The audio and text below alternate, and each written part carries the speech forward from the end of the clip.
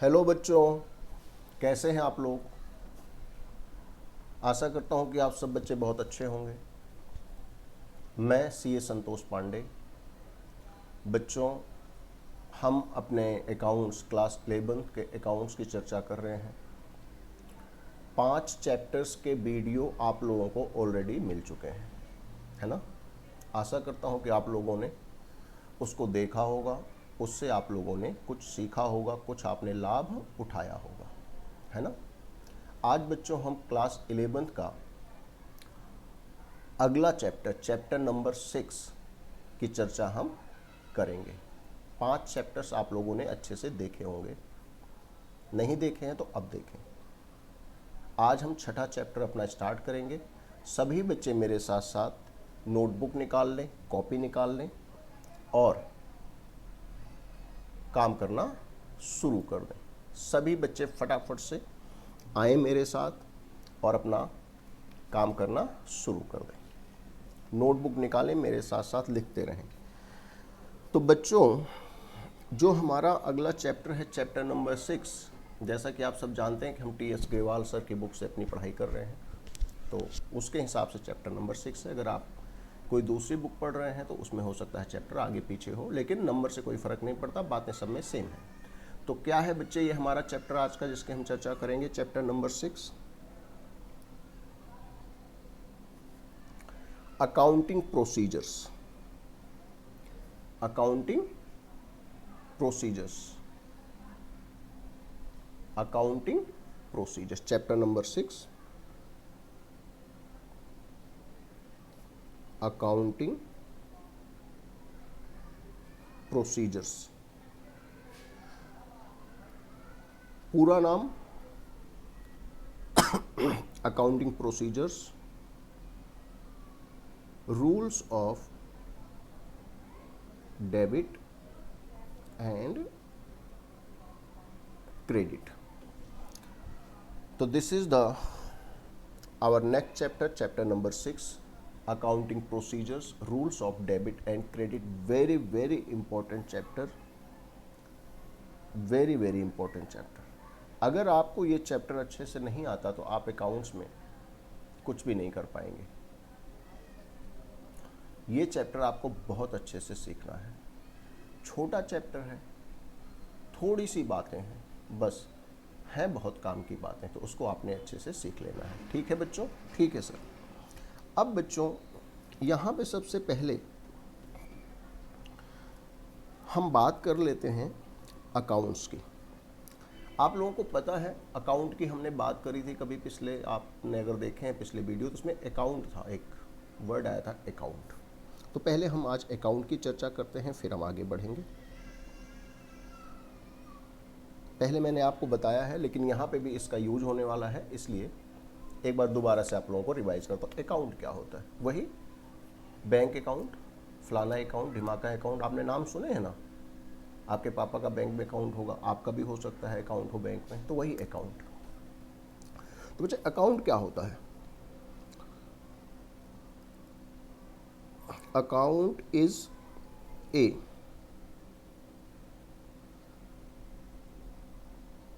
summarized record of transactions. Account is a summarized record of transactions under a particular head. Account is a summarized record of transactions under a particular head. Account का मतलब होता है कि आप किसी एक चीज से संबंधित, पर्टिकुलर हेड मतलब किसी एक चीज से संबंधित सारी बातों को आप एक जगह पे लिख रहे हैं।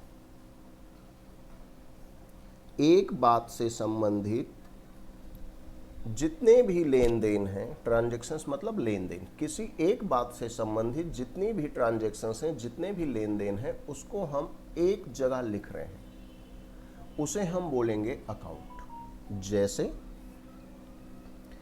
जैसे कैश। कैश जितनी बार आएगा और जितनी बार जाएगा उसको हम इस बॉक्स के अंदर लिखेंगे। तो ये है कैश अकाउंट। जितनी भी बार कैश आएगा जाएगा बिजनेस में, फर्म में, वो इसी अकाउंट में लिखा जाएगा। तो दिस इज ए अकाउंट। आप जब भी इस बॉक्स को देखेंगे तो आपको पता लग जाएगा कि इस पर्टिकुलर हेड की, माने कैश की, जो ट्रांजैक्शंस हैं, जो लेन देन है, उसका सारा रिकॉर्ड आपको एक जगह मिल जाएगा। इसी प्रकार से रेंट, ये रेंट का अकाउंट है। अगर आप रेंट से संबंधित कोई भी लेन देन करते हैं, जितनी भी बार आप रेंट पे करते हैं, वो सारा यहां पे लिखा जाएगा, रेंट अकाउंट। इसी प्रकार से बच्चे सेल्स, जितनी भी बार आप सेल्स करेंगे वो सारा यहां पे लिखा जाएगा। जितनी भी बार आप परचेज करेंगे वो सारा कुछ यहां पे लिखा जाएगा। जितनी भी बार आप परचेज करेंगे वो सारा यहां पे लिखा जाएगा। तो ये परचेज अकाउंट हो जाएगा। Account is a summarise record. ये पूरी समरी देता है आपको। किसकी? ट्रांजैक्शंस की। कौन से ट्रांजैक्शंस की? किसी एक टॉपिक से रिलेटेड, किसी एक हेड से रिलेटेड, किसी एक बात से रिलेटेड जितने भी ट्रांजैक्शंस हैं, all transactions are recorded under are recorded at a particular place. All the transactions related to a particular head, particular topic, particular thing are recorded separately at a certain place. That place is known as account. अब ये head कई सारे हो सकते हैं। Cash हो सकता है, रेंट हो सकता है, सेल्स हो सकता है, परचेज हो सकता है, इलेक्ट्रिसिटी के पेमेंट की बात हो सकती है, लैंड या बिल्डिंग के परचेज करने की बात हो सकती है, फर्नीचर के परचेज करने या बेचने की बात हो सकती है। जो भी फर्नीचर आपने खरीदा बेचा वो फर्नीचर वाले अकाउंट में होगा। समझ आ रही बच्चे बात? अब बच्चे, जो अकाउंट है, जो कि एक समराइज रिकॉर्ड होता है ट्रांजैक्शंस का किसी एक जगह पे, तो वो जो अकाउंट होता है वो इस तरह से डब्बे डब्बे के जैसा नहीं बनता जैसे मैंने आपको बता दिया है। ये कोई तरीका थोड़ी ना है अकाउंट बनाने का। ये बॉक्स बॉक्स का कोई अकाउंट थोड़ी ना बनता। ये तो आपको समझाने के लिए कि हाँ भाई, एक जैसी चीज, एक तरह की चीज़ों को एक जगह पे रिकॉर्ड करते हैं। ये उसका कोई फॉर्मेट नहीं है। इसका फॉर्मेट होता है। क्या फॉर्मेट होता है बच्चे? अकाउंट का एक फॉर्मेट होता है। अगर हम कोई भी अकाउंट बनाते हैं तो उसका एक फॉर्मेट है। आप सभी बच्चे मेरे साथ साथ लिख रहे हैं, कॉपी कर रहे हैं, ये नहीं कि आप बस देख रहे हो। अकाउंट का बच्चे एक छोटा सा फॉर्मेट है। बनाए मेरे साथ साथ सभी।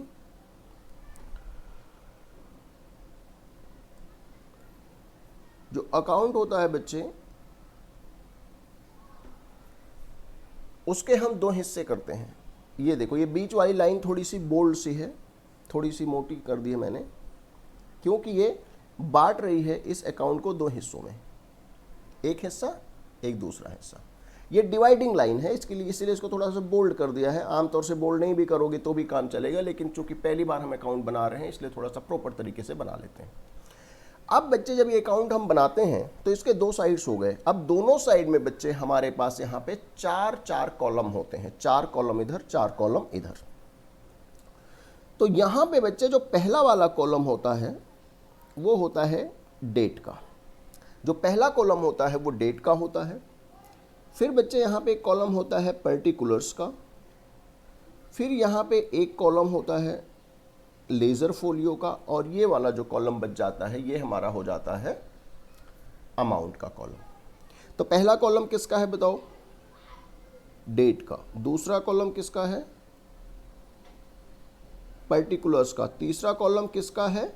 Laser folio. क्या होता है ये देखेंगे, क्या होता है ये। सॉरी बच्चे, ये जर्नल फोलियो है। ये जर्नल फोलियो है, जेएफ। सॉरी मैंने गलत बोला। तो पहला कॉलम किसका है? डेट का, फिर पर्टिकुलर्स का, फिर ये जर्नल फोलियो है, जेएफ है। Kindly be very careful, JF है, जर्नल फोलियो। क्या होता है देखेंगे। और फिर ये कॉलम बच्चे हमारा अमाउंट का है।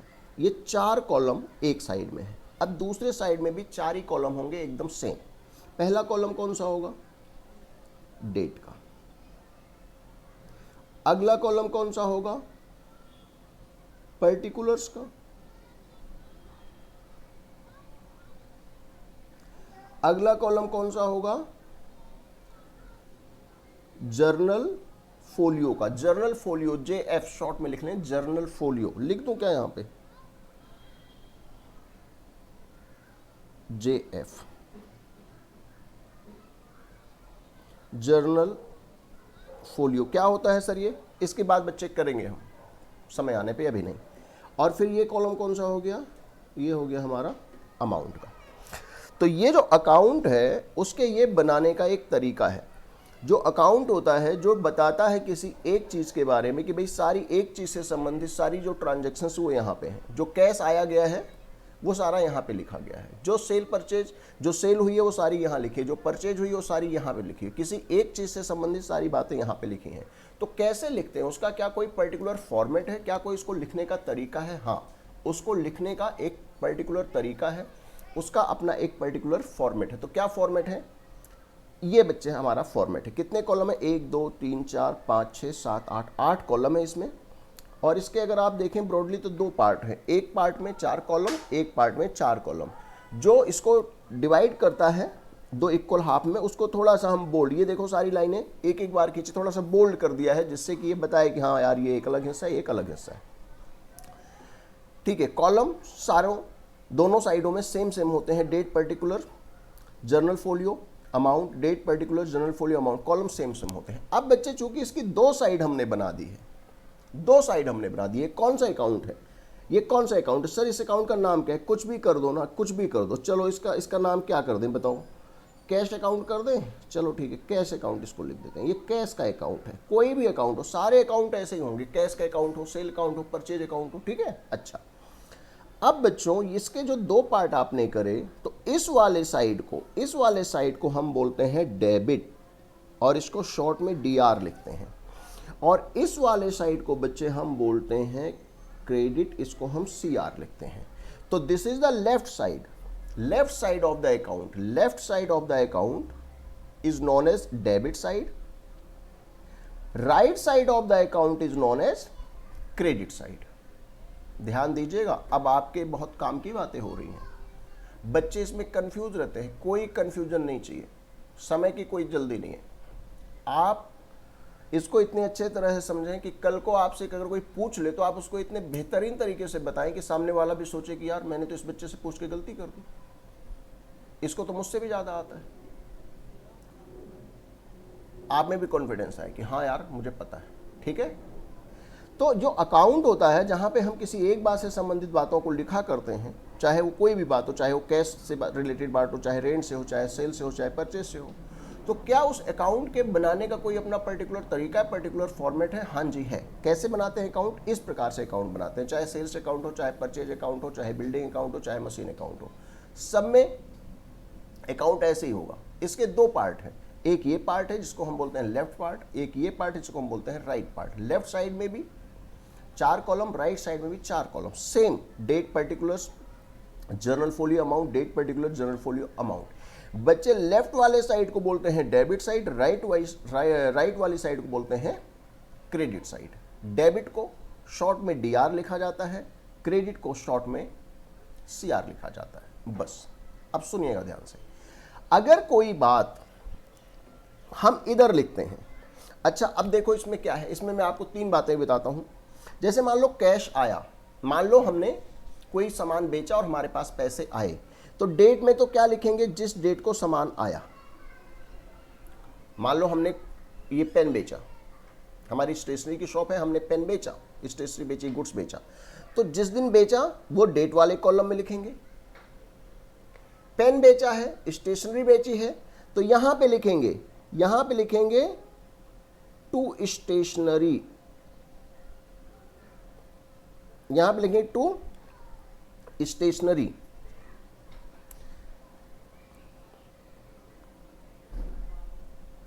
क्या लिखेंगे? To stationery.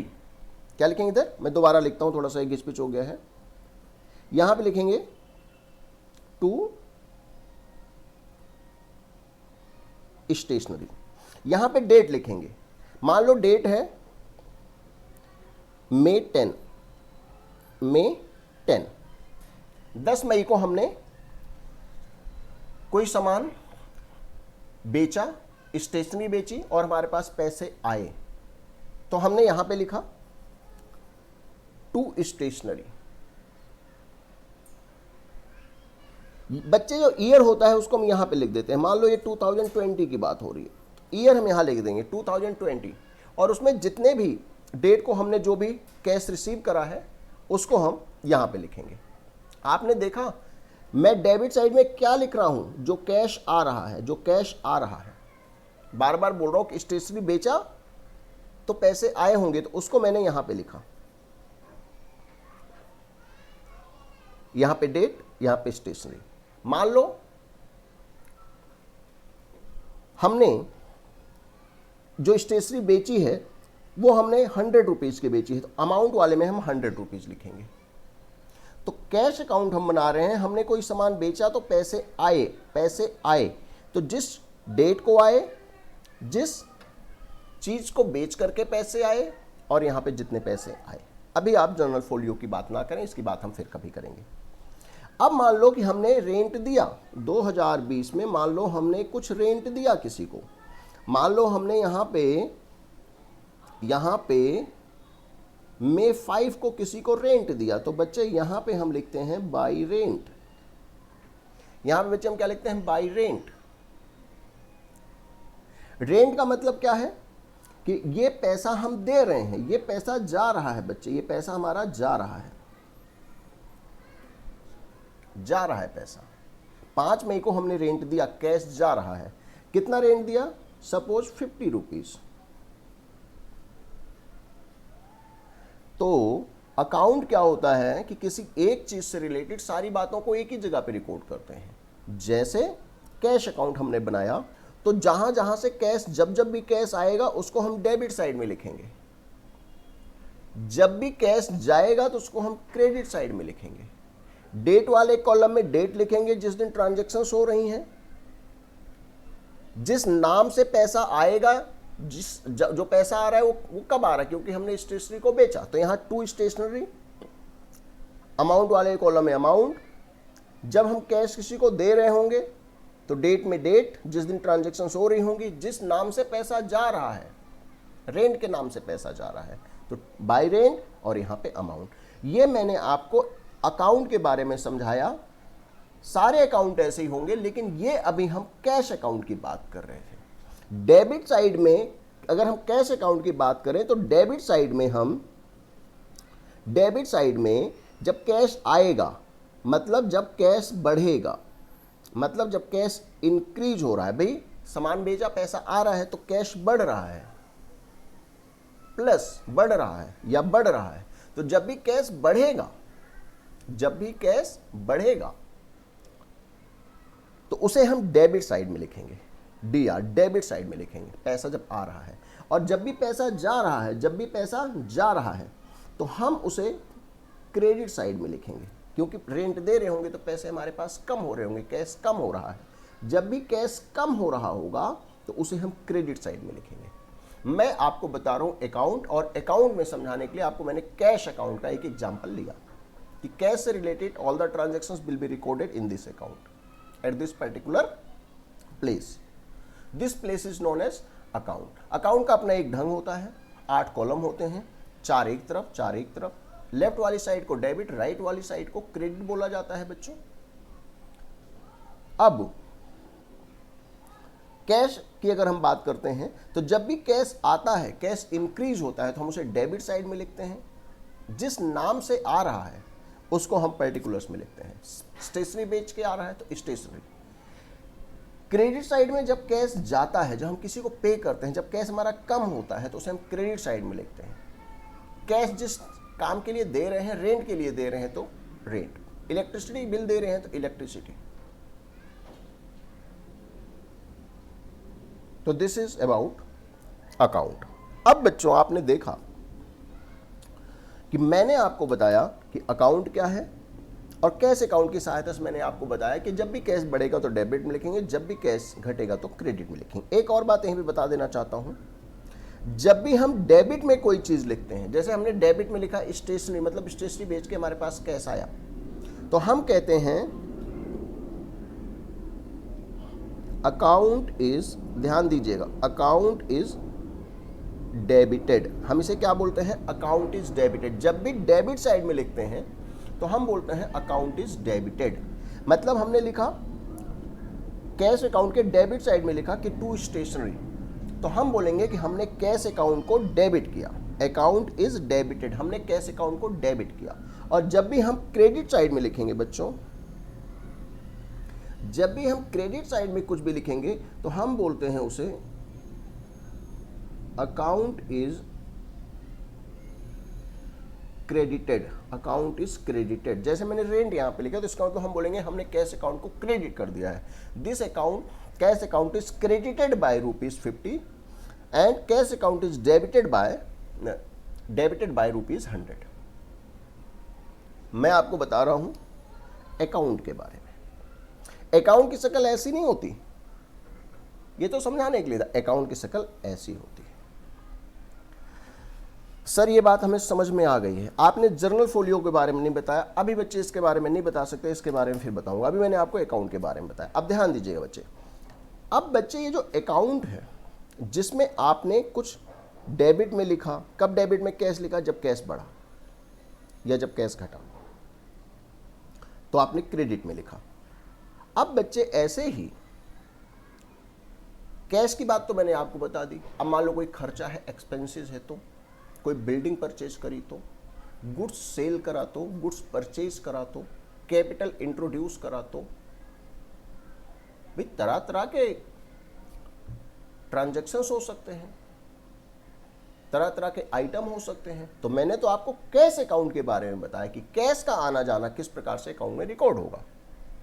कैश आएगा तो डेबिट करोगे, मतलब कैश इंक्रीज होगा तो डेबिट करोगे। कैश जाएगा तो क्रेडिट करोगे, मतलब कैश डिक्रीज होगा तो क्रेडिट करोगे। ये तो कैश की बात थी।